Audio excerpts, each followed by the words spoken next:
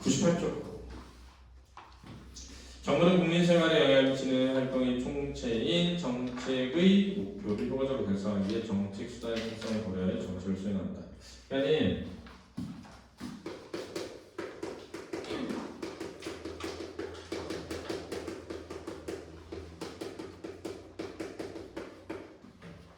이거는 이제 정책 수단의 특성에 대해 설명하죠. 정책 수단의 강제성, 직접성, 자동성, 가시성이 네 가지 측면에서 다양한 특성을 가진다. 그래서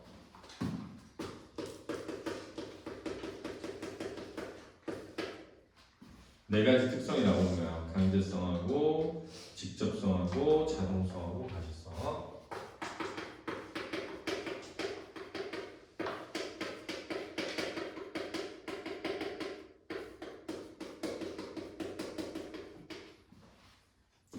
이제 시작 부분이어가지고 또 하나 쳐놓고 보고 풀어야 될 것 같아요. 강제성은 정부가 개인의 집단 행위를 제한하는 정도로 유해식품 판매 규제는 강제성이 높다.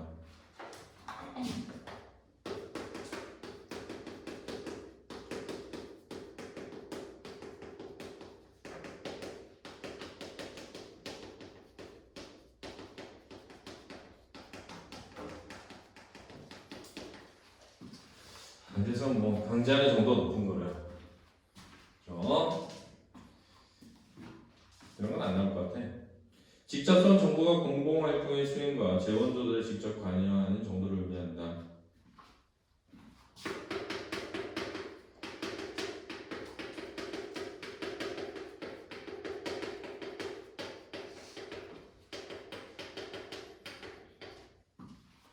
수행이나 재원 조달에 관여하는 정도, 이게 직접성인 거야.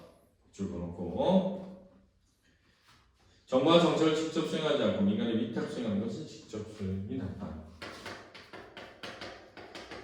위탁하면 낮아지는 거죠. 그지? 자동성 정책을 수행하기 위해 별도의 행정기구를 설립하지 않고 기존 조직을 활용하는 정도로 말한다. 얘는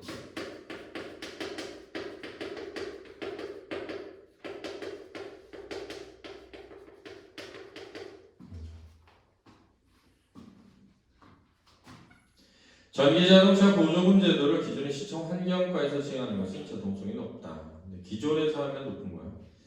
가시성은 예산 수립 과정에서 정책을 수행하기 위한 재원이 명시적으로 드러난 정도다.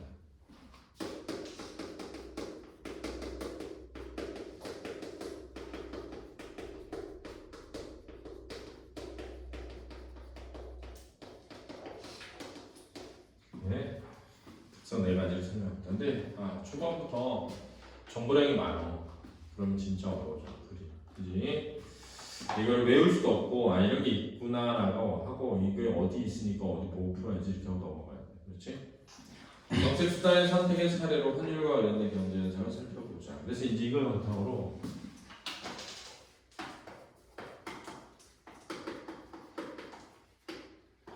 얘를 이해하는 거지 사실. 물론 얘를 이해하는 거야. 이 글은 얘에 대한 글이긴 한데 사실은 얘가 오히려 개념에 가깝고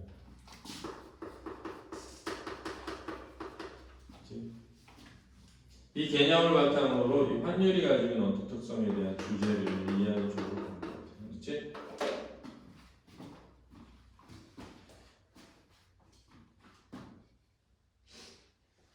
외국 통화에 대한 자국 통화에 그러한 비율을 의미하는 환율은 장기적으로 한 국가의 생산성과 물가 등의 기초경제 여건을 반영하는 수준으로 수렴된다. 환율은 외국 통화에 대한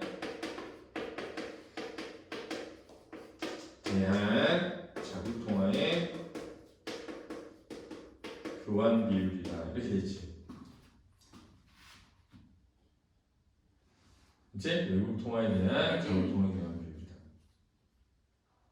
됐잖아? 요거야. 미안. 반대로 썼네. 외국 통화에 대한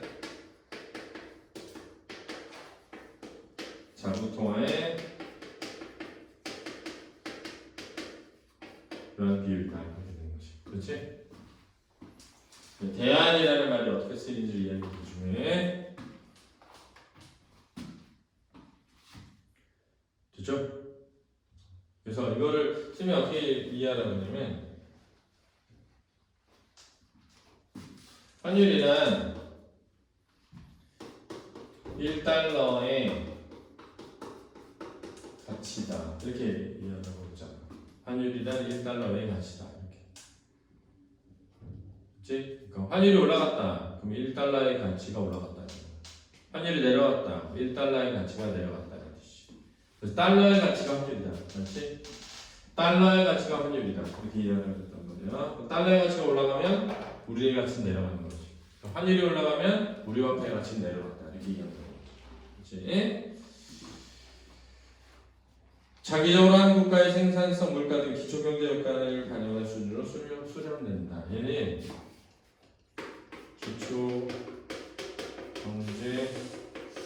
여건을 반영되는 것에 수렴되는데, 자 여기서 언제? 장기적으로.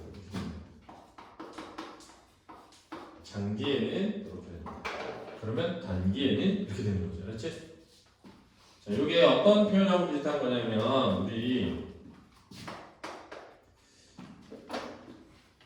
전에 그런 얘기 했잖아. 미시 세계에 드는 그러면 거시 세계를 받는다 이렇게 된다 했잖아. 그지? 뭐랑 비슷한 거야. 장기적으로는 이렇다. 그러나 단기적으로는 환율이 유압하게 이렇게 움직이는 경우가 있다. 그래서 이제 이렇게 단기에는 괴리되는 경우가 있다. 자, 우리는 지금 환율에 대한 정책 수단의 특성을 알아볼 건데 환율을 먼저 얘기하고 있는 거였지. 환율을 만약 환율이 예상되는 방향과 다른 방향으로 움직이거나 또는 비록 예상하는 방향과 같더라도 변동폭이 예상보다 크게 나타날 경우 경제 주체들은 과도한 위험에 노출될 수 있다. 그럼 어떻게 되냐면 과도한 위험에 노출될 수 있는 거예요.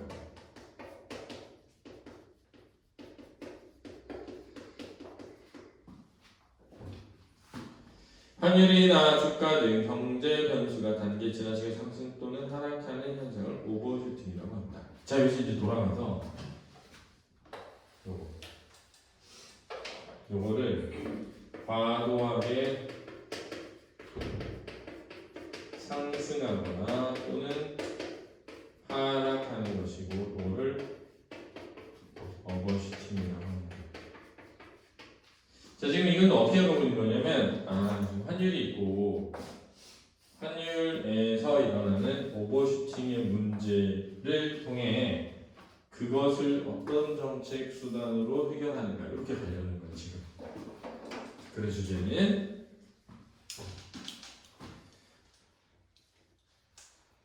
이러한 오버슈팅은 물가 경직성 또는 금융시장 변동에 따른 불안 심리 등에 의해 촉발되는 것으로 알려져 있다. 자, 이 오버슈팅이 일어나는 원인은 물가 경직성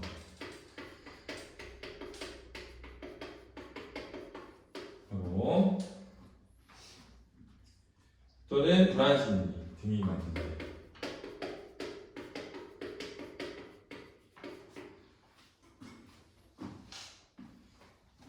자, 선생님이 근데 그때 경직성이라는 거 되게 중요하다고 했잖아.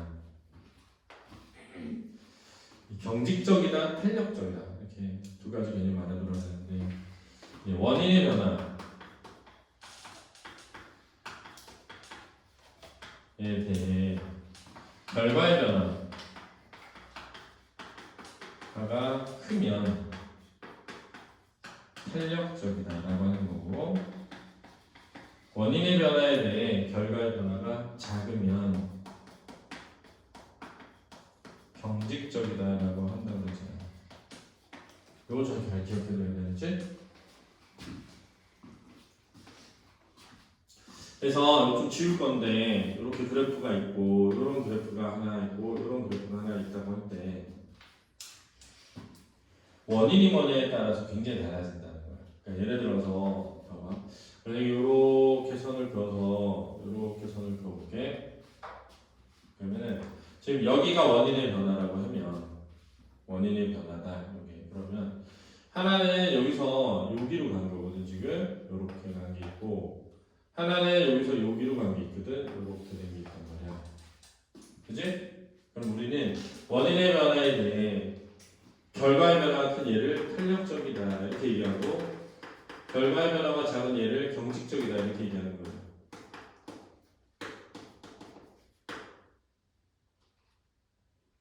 맞냐? 근데 반대쪽으로 해석할 수도 있다는 거야. 반대쪽으로. 그렇지? 반대쪽으로 해석한다는 게 뭐냐면 원인이 y축일 수도 있잖아. 그치? 원인이 y축일 수도 있으니까 이렇게 해서 이렇게 줬어. 그러면 여기에서 요 변화가 있고 요 변화가 있는 거지. 그치? 그러면 요렇게 변한 것도 있고 요렇게 변한 것도 있잖아. 그치? 그러면 얘가 경직적이 되고 얘가 탄력적이 되는 거지. 그치? 똑같은 그래프를 하더라도 원인이 어느 쪽이냐에 따라 다르게 해석된다는 걸 이해해줘야 된다는 거야. 그래서 우리는 뭘 이해해냐면 원인의 변화에 대해 결과의 변화가 크면 탄력적이고 작으면 뭐다? 경직적이다 이거지. 됐지? 요걸 좀 잘 기억해둬야 돼. 요게 지금 중요한 핵심이야.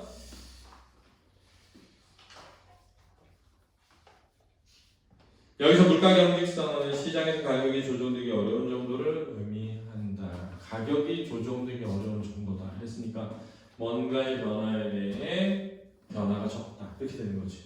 뭔가의 변화에 대해 변화가 적다. 그래서 경직적이야.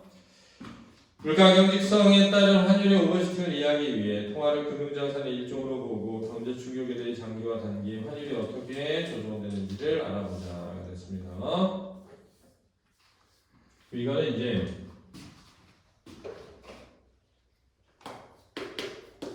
통화라는 게 있는 거야. 통화에 대해 환율이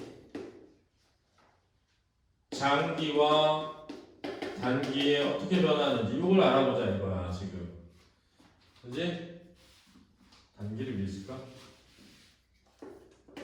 단기와 장기에 어떻게 되는지 알아보자 이거지. 근데 이제 장기는 여기로 가겠지. 여기로.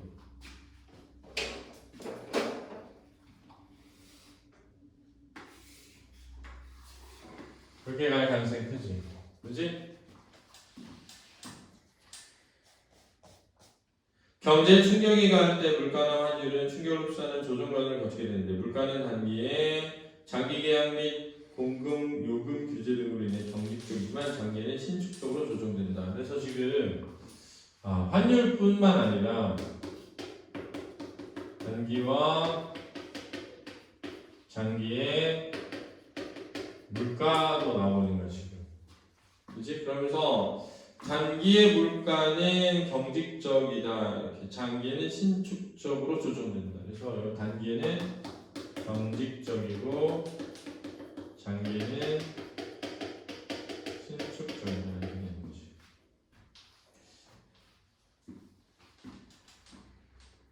방향률은 단기에도 신축적 조정이 가능하다. 그러니까 여기는 신축적이고 여기도 신축적이고. 그래서 여기에서 드러나 있지 않은 반대 체계 요거를 좀 잘 기억해 줘야겠지. 그렇지?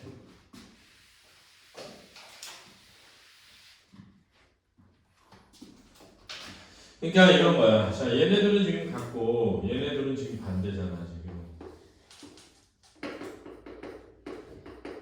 대비돼 있단 말이야. 근데 드러나 있지 않은 공통점도 잘 알아두라니까.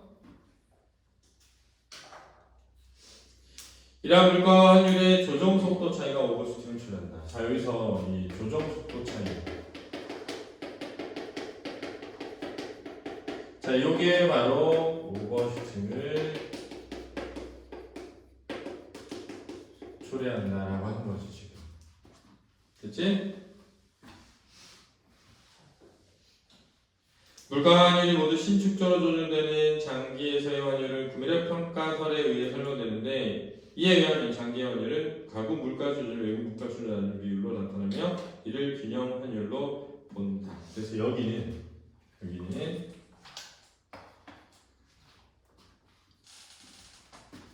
구매력 평가설에 따라 균형 환율 본다는 거야. 그렇지? 균형 환율이라고 하는 것은 장기 환율이 자국 물가 수준을 외국 물가 수준으로 나눈 거죠. 그렇죠?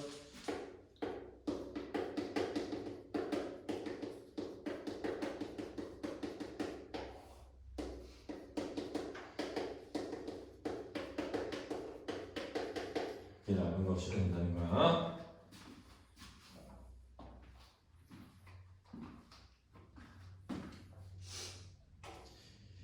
가령 국내 통화량이 증가하여 유지될 경우에 장기에서는 전국 물가도 높아져 장기 환율을 상승한다.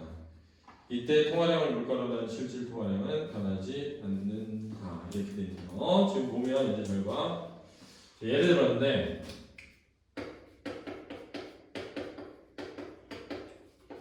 통화량이 증가해.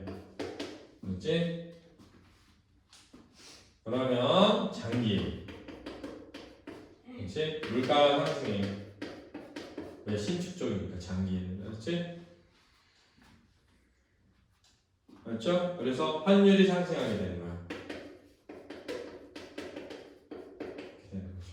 그렇지? 그렇게 되면 어떻게 되냐면은 통화량을 물가로 나눈 실질 통화량은 변하지 않는 거야. 그러면 실질 통화량은 변하지 않는다. 이렇게 되는 거야.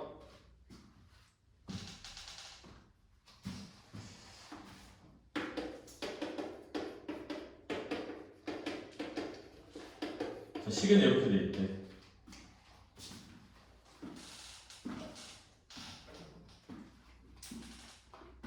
이렇게 돼 있대.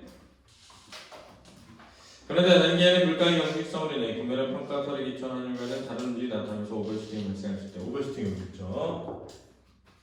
가령 국내 통화량 증가에서 유지될 경우에 물가가 경직성이어서 실질 통화량이 증가하고 이에 따라 시장 금리는 하락한다. 그랬는데요. 자. 통화량이 올라가는데 물가가 경직되죠. 움직이지 않는 거예요. 그렇죠? 자, 그럼 어떻게 되냐면 실질 통화량이 증가하고 그 실질 통화량이 증가하면서 어떻게 된다? 시장 금리가 하락한다.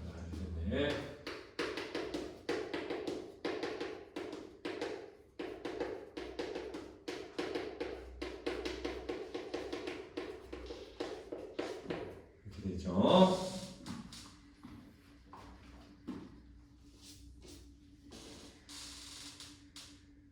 국가간 자본 이동이 자유로운 상황에서 시장 금리 하락은 투자의 기대 수익률 하락으로 이어져서 단기성 외국인 투자 자금 해외로 빠져나가거나 신규 해외 투자 자금 유입을 위축시키는 결과를 초래한다. 조건은 이제 여기서 자본의 이동이 자유로워야 돼. 시장 금리가 하락하게 되면 어떻게 되냐면 뭔가 투자 기대 수익률이 하락하는 거야.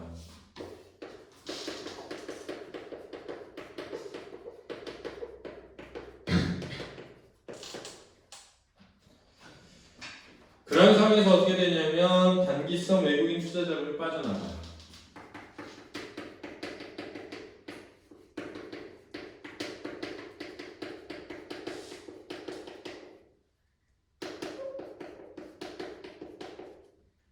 자, 이 결과야. 또 하나는 뭐냐면 해외 투자 자금 유입이 위축돼. 신규 해외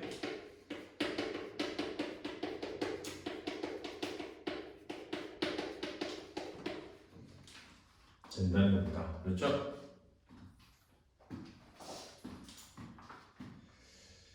그런 추세 추가적인 상승 현상. 그래서 이 과정에서 자국의 통화 가치는 하락하고 환율은 상승한다. 그래서 어떻게 되냐?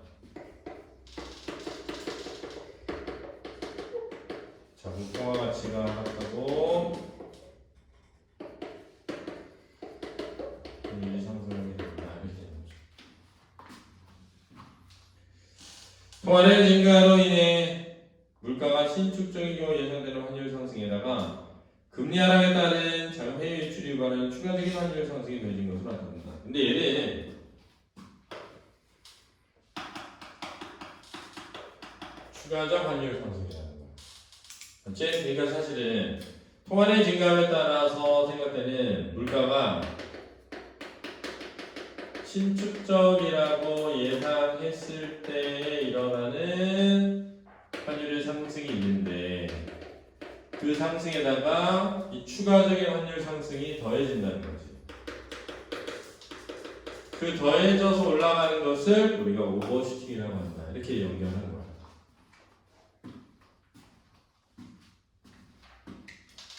자, 지금 이 사람은 환율에서 일어나는 오버슈팅 를 설명한 다음에 아까 얘기했던 저 오버슈팅에 대한 정책 수단과 수단의 특징을 설명하려고 하는 거지. 그러니까 엄청 길죠.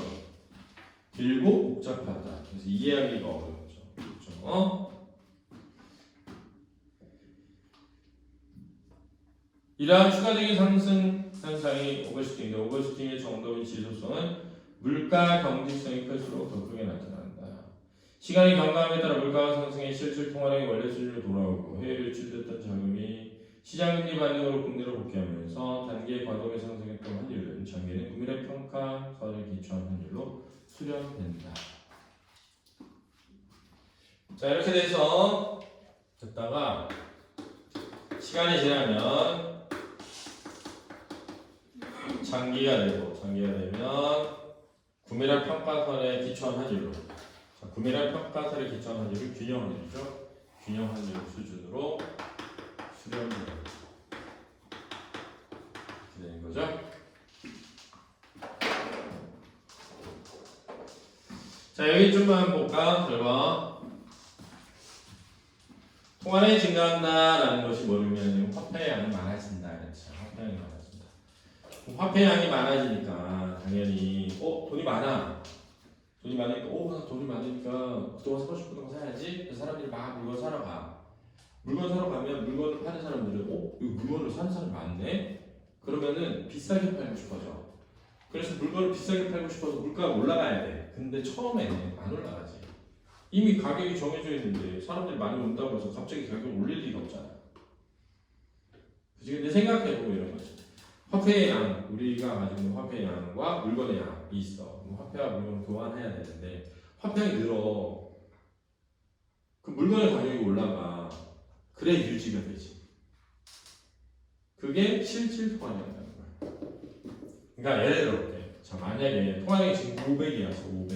500이었는데 물가가 예를 들어 물가니까 이거는 가격을 비율로 표현하는 거야. 그렇지? 물가가 만약에 2였다고 해봐. 2. 근데 화폐량이 2배로 는 거야. 그지? 그러면은 실질 통화량이 250이 아니라 그지? 500이 되는 거잖아. 근데 물가가 2가 올라. 그럼 그냥 똑같지. 근데 초기에 얘가 안 오른다는 거야. 그럼 실질 통화량이 올라가는 거지.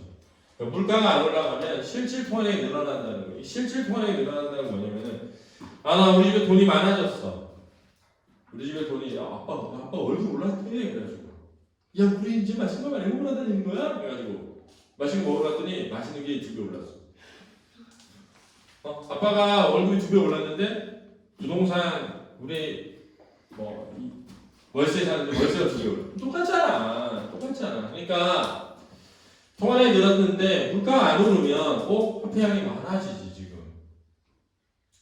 실질 통화량이 많아진단 말이야. 통화량이 많아지면 화폐의 양이 많아지고 화폐 가치가 어떻게 돼? 떨어져.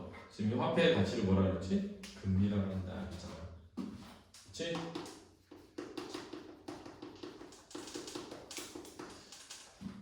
그럼 화폐의 가치가 떨어진다는 건 이 화폐를 소유하고자 하는 사람들이 기대하는 수익률이 떨어지는 거야. 그러면은 환율이라는 건 화폐와 화폐를 교환하는 비율인데 우리나라 화폐 가치가 떨어지니까 외국인들이 자기가 가지고 있던 우리나라 화폐를 시장에 내놓고 달러를 가져가려고 하게 되는 거야. 이해됐지? 그러니까 단기성 외국인 투자 자금이 빠져나간다는 게 뭐냐면 우리나라 화폐를 내놓고 달러를 가지고 가려고 해. 그럼 우리나라 화폐량이 더 늘지. 더 늘지. 원래 처음 화폐량이 늘어난 것에다가 외국인들이 내놓는 화폐량이 느는 거야. 그런데다가 우리나라 화폐를 사려는 사람이 없어. 그걸로 인해서 추가적으로 우리나라 화폐 가치가 더 떨어지잖아. 우리나라 화폐 가치가 더 떨어진다는 건 달러의 가치가 더 올라가는 거잖아. 그걸 추가적 환율 상승이라고 한다는 거. 근데 잘 생각해 보면 맥도날드 햄버거가 우리나라에서 1,000원이야. 근데 미국에서 맥도날드 햄버거가 1달러였다고 봐. 그러면 균형 환율은 1달러에 1,000원이 맞다는 거야. 근데 지금 1달러에 우리가 지금 1,200원이라고 해봐. 근데 햄버거, 맥도날드 햄버거가 미국이 1달러인데 우리나라 1,000원이라면 지금 우리나라의 환율은, 그렇지? 우리나라 화폐의 가치가 어떻게 돼 있다? 저평가되어 있다라고 하는 거야.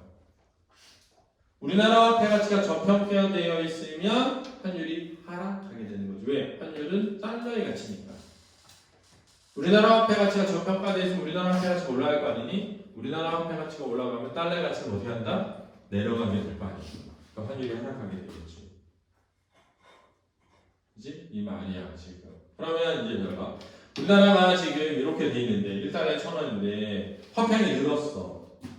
그럼 맥도날드 햄버거의 가격이 1,200원이 돼야 돼.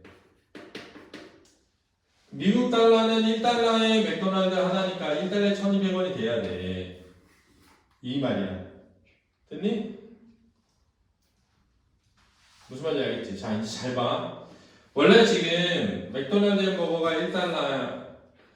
맥도날드 햄버거가 1,000원이었어 우리나라에. 근데 맥도날드 햄버거 우리나라의 화폐량이 늘면 화폐량이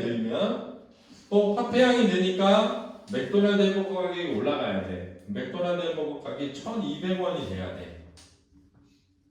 됐니?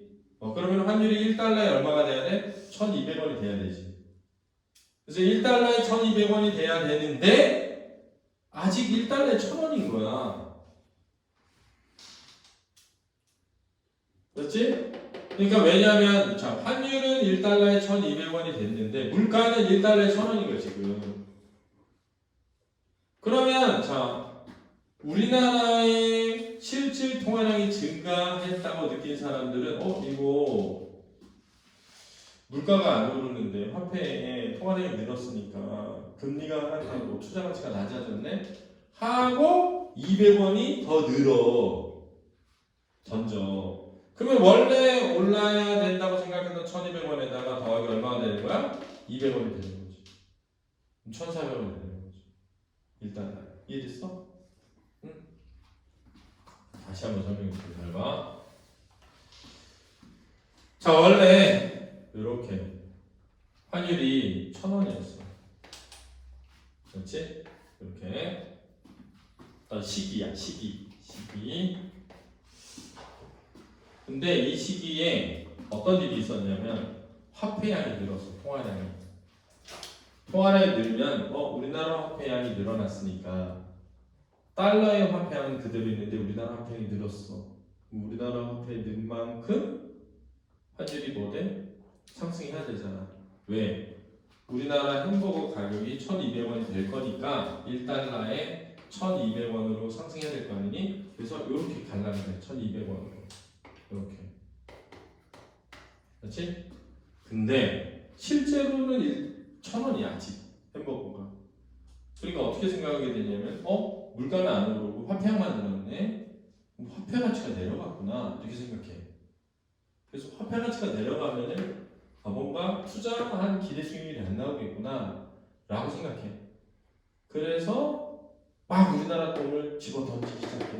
그 우리나라 돈이 갑자기 많아지니까 200원이 더 올라서 1,400원이 되는 거야 이렇게. 그래서 여기가 단기야 단기. 그래서 단기에 1,400원까지 올라가. 그러면 여기서 여기 원래 올라가야 될 만큼보다 더 올라간 여기를 오버슈팅이라고 하는 거지. 그러니까 오버슈팅 된 거야. 그런데 장기가 되면 시간이 지나서 장기가 되면 물가가 1,200원 됐어 드디어. 물가가 올라갔으니까 금리가 다시 올라가. 그러니까 안정화돼. 그래서 얼마가 된다? 1,200원이 이거야. 그러니까 실질적으로 자 여기서 1,400원 갔다가 1,200원이 됐으니까 결국은 물가가 뭐한다? 올라가게 되지. 장기에. 환율이 올라가게 되는 거죠. 그러니까 통화량이 늘면 장기에 환율을 뭐한다? 상승하는 거지. 그렇지? 근데 이 상승이 수렴이지. 그렇지? 이걸 이해해야 되는 거야. 이 지문에서는. 알겠지? 자, 요 얘기를 한 겁니다. 근데 단기환율 기초 경제 여건과 괴리를 과도하게 등급락하거나 균형환율 수준으로 장기간 이탈하는 등의 문제가 심화되는 경우를 예방하고 대처하기 위해 정부는 다양한 정책 수단을 동원한다. 이게 이제 나온 거야 다시. 정책 수단이. 오버슈팅의 원인인 물가 경직성을 완화하기 위한 정책 수단 중 강제성이 낮은 사례로는 외환의 수급 불균형 해소를 위한 관련 정보를 신속 정확하게 공개하거나 불필요한 가격 기조를 축소하는 것을 들 수 있다. 그랬네요. 정보를 신속하게 제공한다. 이거야.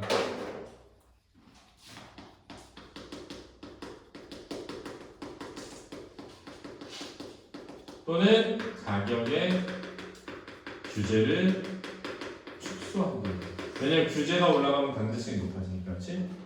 그럼 가격 규제를 축소하면 가격이 빠르게 오르겠지. 그럼 가격이 경직성이 줄어들잖아. 가격 경직성이 줄어들면 오버슈팅이 줄어들지. 이해되니? 공개가 왜 강제성이? 왜냐하면 정보를 공개하는 거는 강제성이 있는 게 아니잖아. 정책의 강제성이 낮다고. 그러니까 강제성에 해당하는 것에서 낮다는 거야. 강제성이 있다 이게 아니라 강제성이 낮다 이 얘기를 하는 거지. 내가 어떤 정책을 펴는데 강제성이 좀 낮은 정책을 펴야겠어. 그 강제성이 낮은 정책이 뭐가 있냐? 정보를 공개해가지고 사람들이 정보를 알고 이 오버슈팅이 일어나지 않도록. 왜냐면 불안 심리가 있어서 오버슈팅이 일어나니까. 또 하나가 뭐냐면 물가 경직성 때문에 결국은 오버슈팅이 일어나니까 물가를 올릴 때 올려야 되는 거 아니야? 근데 물가를 너무 규제하면 오버슈팅이 커지니까 물가 규제를 축소하자. 그럼 강제성이 낮은 정책이라는 거지. 그래서 이게 강제성이 있다 이렇게 생각하지 말고 강제성을 낮춘다 이렇게 생각. 강제성이 낮은 정책이다 이렇게 해석해야 되는 거야. 또한 한편 오버슈팅에 따른 부정적 파급 효과를 완화하기 위해 정부는 환율 변동으로 가격이 급등한 수입 필수품목에 대해서 세금을 조절함으로써 내수가 급격히 위축되는 것을 방지하려고 하기도 한다. 또한 환율 급등락으로 인한 피해에 대비해서 수출 기업에 환율 변동 보험을 제공하거나 외화 차익 지급 보증을 제공하기도 한다. 그래서 하나는 세금을 조절한다, 그렇죠? 하나는 지급을 보조한다, 변동 보험을 제공한다. 이러한 정책 수단은 직접성이 높다. 왜? 정부가 직접 하는 행위니까, 그렇지? 정부가 직접 나서서 하는 행위니까. 이와 같이 정부는 기초 경제 여건에 반영한 환율의 추세는 용인하다. 자, 환율의 추세는 용인하는 거야. 환율이 바뀌는 걸 막 억지로 바꾸는 게 아니야. 사전적 또는 사후적 미세 조정 정책 수단을 활용해 환율의 단기 급등락에 따른 위험, 이거 오버슈팅 위험이죠. 실물 경제와 금융시장의 안정을 동반하는 정책을 수행한다. 끝입니다. 이해됐죠? 자, 굉장히 길고 복잡한 글인데 중심 내용을 잘 이해해야 된다. 그렇지? 맨 마지막에 가서 정부의 정책 수단에 대한 연결을 잘 시키면 되겠다. 핵심은 환율이 뭐고, 그렇죠? 통화량에 따라 환율이 어떻게 변하는지 다시 해볼게. 통화량이 늘어나, 자국화폐 통화량이. 통화량이 늘면 당연히 물가가 올라가야 돼. 그렇지? 물가가 올라가야 되는데 환율이라는 건 결국은 뭐냐면 우리나라 돈하고 외국 돈하고 교환하는 비율인데 시장에서 우리나라 돈하고 외국 돈의 양을 가지고 비교하는 게 아니라 사실은 그 화폐의 진짜 가치는 물건을 살 때 있는 거잖아. 그러니까 우리나라에서 맥도날드 햄버거 사려면 1,000원이야. 미국에서 맥도날드 햄버거 사려면 1달러야. 그럼 미국 애들이랑 우리나라는 이렇게 생각하는 거지. 야, 니네 햄버거랑 우리 햄버거 똑같은 햄버거인데 니네 나라는 1달러고 우리나라는 1,000원이니까 1달러에 1,000원으로 하는 게 좋지 않을까? 이렇게 생각한다는 거지. 이게 균형이 있는 환율이야. 균형 환율. 그렇지? 그럼 이제 우리나라의 화폐량이 늘었으니까 햄버거 가격이 1,200원이 돼야 되잖아요. 햄버거 가격이 1,200원이 되면 환율도 1달러에 1,200원이 돼야 되잖아. 그래서 햄버거 가격이 1,200원 되겠지? 하고 1달러에 1,200원 환율이 올랐어 일단. 근데 아직 1달러에 1,000원이야. 네, 1,000원이 햄버거 가격. 이해되지? 그러면은 물가가 왜 안 올랐냐? 물가는 경직적이에요. 막 햄버거 이미 납품 다 받아놨고 막 고객들도 막 1,000원인 거 알고 사먹으러 왔는데 갑자기 한쪽을 뭐 통화량이 늘었다고 갑자기 1,200원 되면 싫어하잖아. 그러니까 안 오른단 말이야. 근데 이게 무슨 문제가 있느냐? 그러면 통화량은 늘었는데 물가 안 오르니까 실질 통화량이 늘었잖아. 실질 통화량이 늘면 화폐 가치가 떨어진다는 거야. 화폐가 떨어지면은 금리가 하락하고 금리가 하락하면 대한민국 화폐를 가지고 있던 사람이 실질적으로 손해를 보게 된다고 생각하니까 외환시장에 가가지고 우리나라 화폐를 막 던져. 그러면 이미 우리나라 환율 시장에서 일단은 1,000원으로 올라갔는데 외국인들이 와서 막 던지니까 우리나라 화폐 가치가 더 떨어져. 그래서 1,400원까지 오버슈팅이 된다는 거야. 그리고 나면 좀 지나면 맥걸리는 햄버거가 1,200원 돼. 그럼 다시 안정돼. 그래서 1달러에 1,200원 다시 내려온다는 거야. 그러니까 1달러에 1,000원이었는데 1달러에 1,200원이 됐는데가 아니라 1달러에 1,000원이었는데 1달러에 1,200원을 바뀌려고 하는데 1,400원까지 가는 거야. 그랬다가 다시 1달러에 얼마가 된다? 1,200원 되니까 결국 올라간다 이거지. 그래서 그 그래프에서 B가 환율이지. B가 환율이지. 그렇지? 그럼 C 있지, C가 실질 통화량이지. C가 실질 통화량. 실질 통화량은 같아야 되니까. 이렇게 문제 푸는 거야. 이해되니? 근데 신규 해외 투자 자금 유축은 그러면 달러가 우리나라에 안 들어오는 거예요? 그렇죠. 달러가 우리나라에 안 들어오는 거예요. 이해되니? 자, 수고하셨습니다.